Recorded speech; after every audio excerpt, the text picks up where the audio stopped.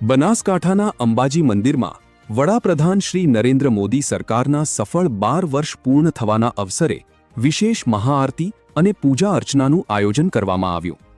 રાજ્યકક્ષાના મંત્રી શ્રી પ્રવીણભાઈ માળીની ઉપસ્થિતિમાં યોજાયેલા આ કાર્યક્રમમાં દેશની સુખાકારી, વિકાસ અને જનકલ્યાણ માટે પ્રાર્થના કરવામાં આવી. અંબાજી ધામ ખાતે વૈદિક મંત્રોચ્ચાર સાથે વિશેષ પૂજા અર્ચના અને ભવ્ય મહાઆરતી યોજાઈ હતી.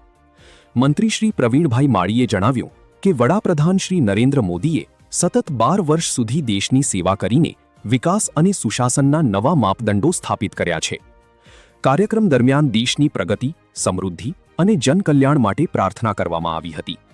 સાથે જ સ્વચ્છતા અભિયાન અંતર્ગત મંદિર પરિસર અને આસપાસના વિસ્તારમાં સ્વચ્છતા પ્રવૃત્તિઓ પણ હાથ ધરવામાં આવી હતી. આ પ્રસંગે જનપ્રતિનિધિઓ, અધિકારીઓ, સામાજિક આગેવાનો, કાર્યકરો અને મોટી સંખ્યામાં શ્રદ્ધાળુઓ ઉપસ્થિત રહ્યા હતા. Bureau chief Arvind Rana, Banaskantha. દેશના યશસ્વી વડાપ્રધાન શ્રી નરેન્દ્રભાઈ મોદી સાહેબને 12 વર્ષ સતત જનસેવાને પૂર્ણ થયા છે.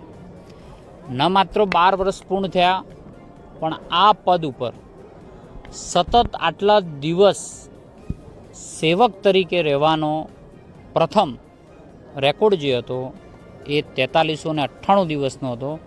માન્ય નરેન્દ્રભાઈને આજે 4399 દિવસ થયા છે, એટલે એ રેકોર્ડ એમના નામે લખાયો છે.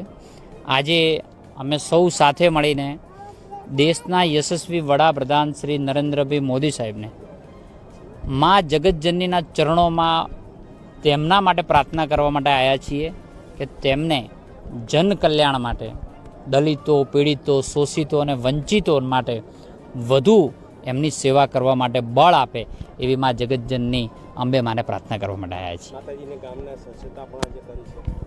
આજે દેશભરની અંદર સ્વચ્છતાના કાર્યક્રમો થયા, એમાં માતાજીના ત્યાં સ્વચ્છતા કરવાનો અવસર પણ પ્રાપ્ત થયો છે. આપણે સૌ સંકલ્પબદ્ધ થઈએ કે આપણે આપણા નગરને, આપણા ગામને, આપણા તાલુકાને, આપણા જિલ્લાને, આપણા રાજ્યને સ્વચ્છ રાખીએ. એ તબક્કે આપણે સંકલ્પ પણ લઈએ તેવી સૌને વિનંતી પણ કરું છું.